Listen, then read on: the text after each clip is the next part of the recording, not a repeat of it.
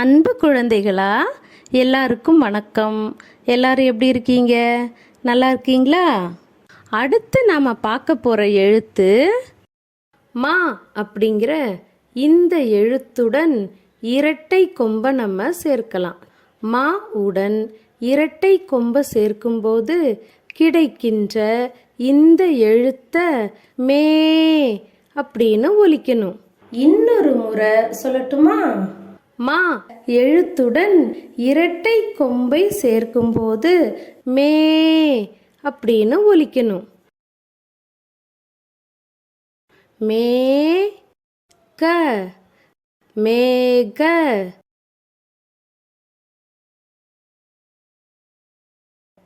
இம் மேகம்.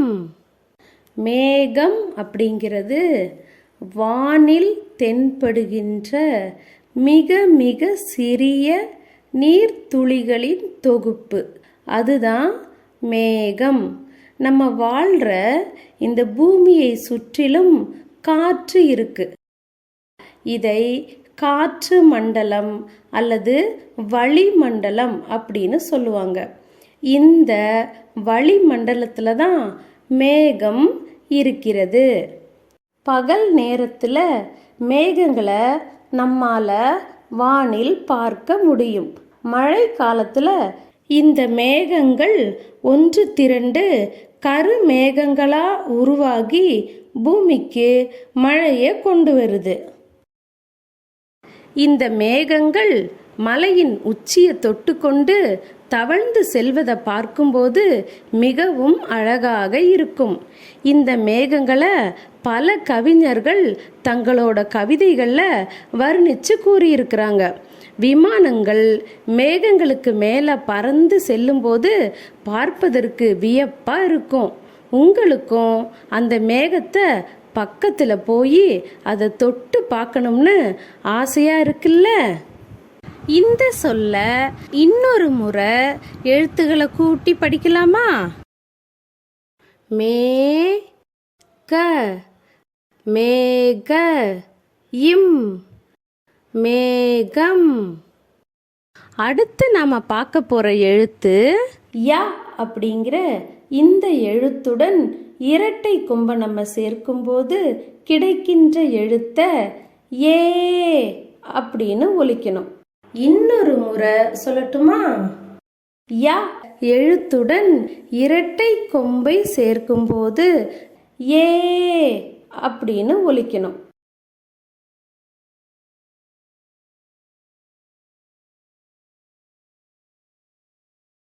வே லி வெளி. ஏ வெளியே. வெளியே அப்படிங்கிறத வெளிப்புறம் அப்படின்னு சொல்லுவாங்க. அதாவது நம்ம வீட்டில் இருக்கும்போது நம்ம வீட்டினுடைய கதவை திறந்தால் கதவிற்கு அடுத்ததாக இருக்கும் பகுதியை நம்ம வெளிப்புறம் அப்படின்னு சொல்லுவோம். அதாவது வெளியே அப்படின்னு சொல்லுவோம். மரப்பொந்திலிருந்து கிளி வெளியே வந்தது. புற்றிலிருந்து பாம்பு வெளியே வந்தது. கூட்டிலிருந்து பறவை வெளியே சென்றது. நான் பையிலிருந்து புத்தகத்தை வெளியே எடுத்தேன். பேருந்தில் செல்லும்போது வெளியே கை நீட்டக்கூடாது. வெளியே செல்லும்போது செருப்பு அணிந்து கொண்டு செல்ல வேண்டும். இப்படியெல்லாம் நாம் அன்றாட வாழ்க்கையில் வெளியே என்ற சொல்ல பயன்படுத்துகிறோம். இந்த சொல்ல இன்னொரு முறை எழுத்துக்களை கூட்டி படிக்கலாமா? வே லி வெளி. ஏ வெளியே. அடுத்து நாம பார்க்க போற எழுத்து ரா அப்படிங்கிற இந்த எழுத்துடன் இரட்டை கொம்பை நம்ம சேர்க்கும்போது கிடைக்கின்ற எழுத்த ரே அப்படின்னு ஒலிக்கணும். இன்னொரு முறை சொல்லட்டுமா? ரா எழுத்துடன் இரட்டை கொம்பை சேர்க்கும்போது ரே அப்படின்னு ஒலிக்கணும். பே ரே பேரே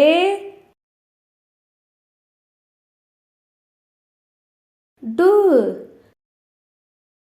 பேரேடு. பேரேடு அப்படின்னா பெரிய ஏடு அப்படின்னு பொருள். சரிங்களா? ஏடு அப்படிங்கிறது எழுதப்பட்ட அல்லது எழுதப்படாத தாள்களை கொண்ட ஒரு தொகுப்பு தான். அதுக்கு பேர் தான் ஏடு. இப்போது நீங்கள் பாடங்களெல்லாம் எழுதுறீங்க இல்லையா, அதற்கு பெயர் பாடக்குறிப்பு ஏடு. பேரேடு அப்படிங்கிறது ஒரு நிறுவனத்தின் வரவு செலவு கணக்குகள், சொத்துகள், இழப்பீடுகள், இதுபோல எல்லா கணக்குகளையும் ஒரே ஏட்டில் வகை வகையாக பிரித்து எழுதி வைத்து பேணப்படுகின்ற ஒரு ஏடு தான் பேரேடு. இந்த சொல்ல இன்னொரு முறை எழுத்துக்களை கூட்டி படிக்கலாமா? பே ரே பேரே டு பேரேடு. அடுத்து நாம பார்க்க போற எழுத்து லா அப்படிங்கிற எழுத்தோட இரட்டை கொம்பை நம்ம சேர்க்கலாம். லாவுடன் இரட்டை கொம்பை சேர்க்கும்போது கிடைக்கின்ற எழுத்த லே அப்படின்னு ஒலிக்கணும். இன்னொரு முறை சொல்லட்டுமா? லா எழுத்துடன் இரட்டை கொம்பை சேர்க்கும்போது லே அப்படின்னு ஒலிக்கணும். பா லே பாலே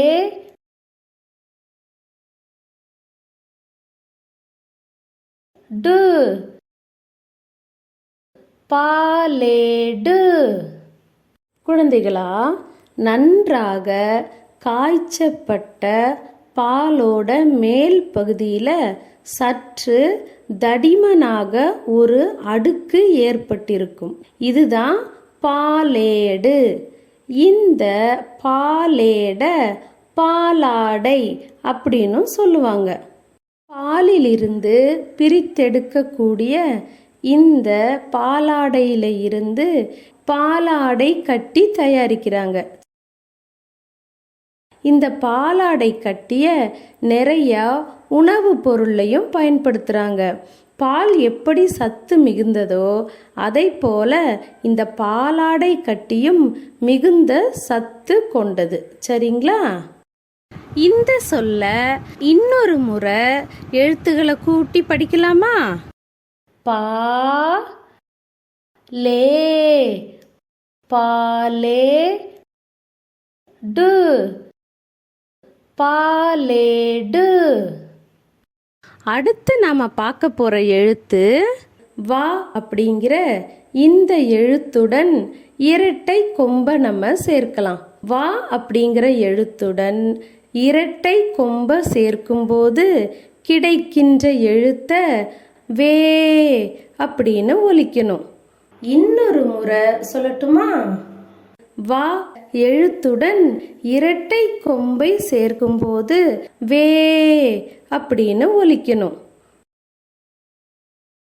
வே ட வேட இன் வேடன்.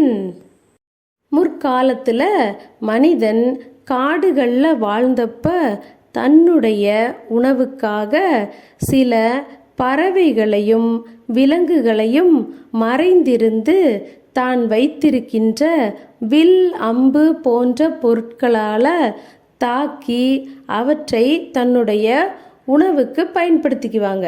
வேட்டுவன் அப்படிங்கிற சொல் தான் பிற்காலத்தில் வேடன் அப்படின்னு மாறிச்சு. சரிங்களா? வேடன் அப்படின்னா வேட்டையாடுதலை தொழிலாக கொண்டவன் தான் வேடன்.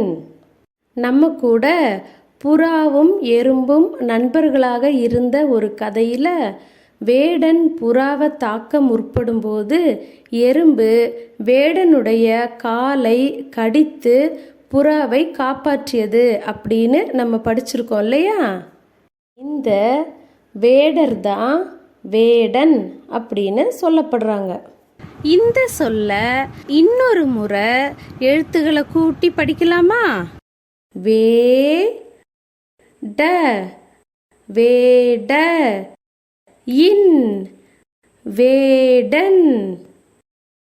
அடுத்து நாம பார்க்க போற எழுத்து ழ அப்படிங்கிற இந்த எழுத்துடன் இரட்டை கொம்பை நம்ம சேர்க்கும்போது கிடைக்கின்ற இந்த எழுத்தை ழே அப்படின்னு ஒலிக்கணும்.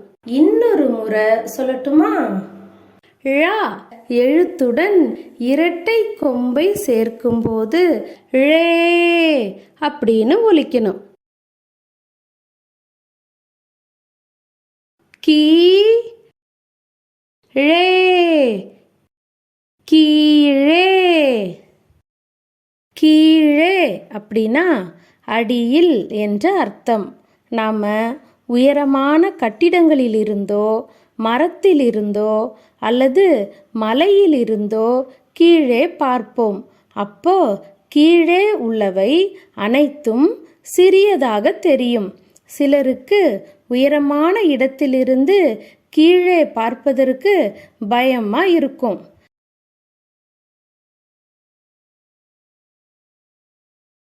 நாம நடக்கும்போது கீழே பார்த்து நடக்க வேண்டும். ஏன்னா நம்ம நடந்து செல்ற வழியில ஏதாவது கல்லோ அல்லது குழியோ இருக்கும். அதனால கீழே பார்த்து நடக்கணும். அது மட்டும் இல்லாம நாம மிதிவண்டி கத்துக்கும்போது கீழே விழுவோம். சிறு குழந்தையா இருந்தப்ப கட்டிலிருந்து கீழே விழுந்திருப்போம். இப்படி கீழே என்னும் சொல்ல நம்ம அன்றாட வாழ்க்கையில பயன்படுத்துறோம். இந்த சொல்ல இன்னொரு முறை எழுத்துக்களை கூட்டி படிக்கலாமா? கீ ழே, கீழே. அடுத்து நாம பார்க்க போற எழுத்து ல அப்படிங்கிற இந்த எழுத்துடன் இரட்டை கொம்பை நம்ம சேர்க்கலாம். ல அப்படிங்கிற இந்த எழுத்துடன் இரட்டை கொம்பை சேர்க்கும்போது கிடைக்கின்ற இந்த எழுத்தை லே அப்படின்னு ஒலிக்கணும். இன்னொரு முறை சொல்லட்டுமா? ல எழுத்துடன் இரட்டை கொம்பை சேர்க்கும்போது லே அப்படின்னு ஒலிக்கணும். உ இல், உள், லே, உள்ளே. உள்ளே அப்படின்னா உட்பகுதி அப்படின்னு அர்த்தம்.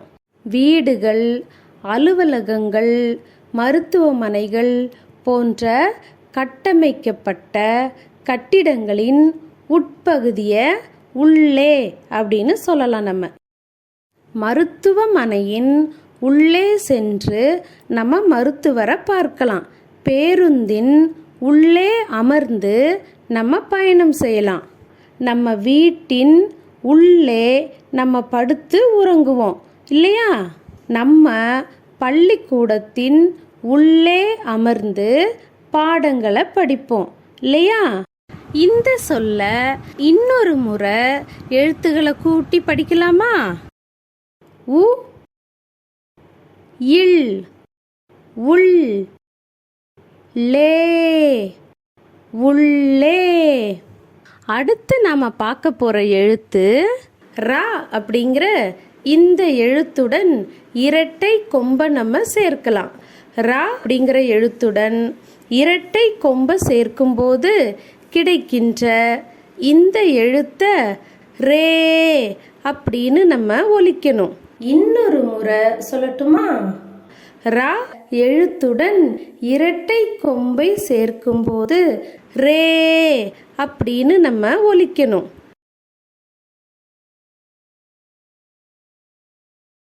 க இட், கட், ரே கற்றே.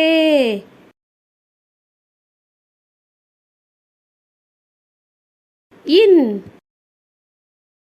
கற்றேன். கற்றேன் அப்படிங்கிறது கற்றல் அப்படிங்கிற செயலை அடிப்படையாக கொண்டு வருகின்ற சொல். அதாவது நான் தமிழ் எழுத்துக்களை எழுத கற்றேன் அல்லது கற்றுக்கொண்டேன் அப்படின்னு சொல்லலாம். இப்போ நீங்க ஏ வரிசை சொற்களை கற்றிருக்கீங்க இல்லையா? அப்போ அதை நீங்க எப்படி சொல்வீங்க? நான் ஏ வரிசை வரை கற்றேன் அப்படின்னு சொல்வீங்க இல்லையா? அதை போல நான் படிக்க கற்றேன், மிதிவண்டி ஓட்ட கற்றேன், நீந்த கற்றேன், இப்படி நீங்க கற்றுக்கொண்டத கற்றேன் அப்படின்னு சொல்வீங்க. இந்த சொல்ல இன்னொரு முறை எழுத்துக்களை கூட்டி படிக்கலாமா?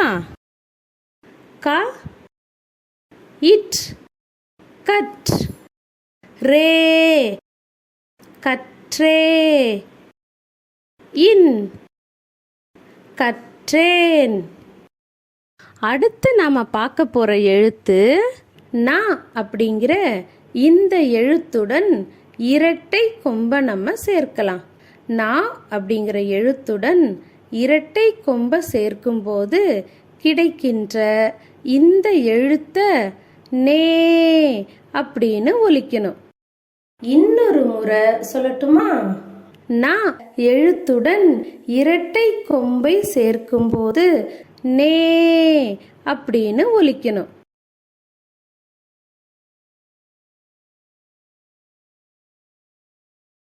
ப தி பதி, நே பதினே,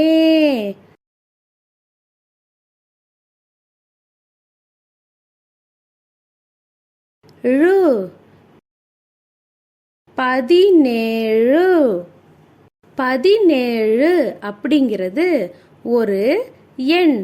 அதாவது ஒரு 10ம் 7 ஒன்றுகளும் சேர்ந்ததுதான் 17. அதாவது 1 2 3 4 5 6 7 அப்படின்னு நம்ம பொருட்களை எண்ணிக்கொண்டே போவோம் இல்லையா?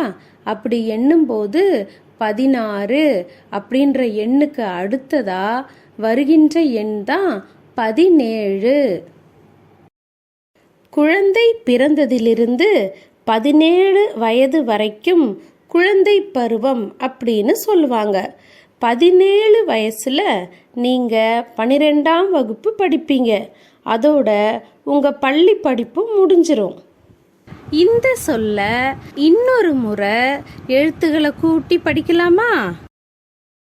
ப தி பதி, நே பதினே, ழு பதினேழு.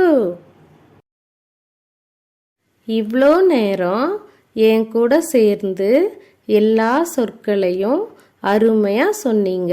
நன்றி குழந்தைகளா.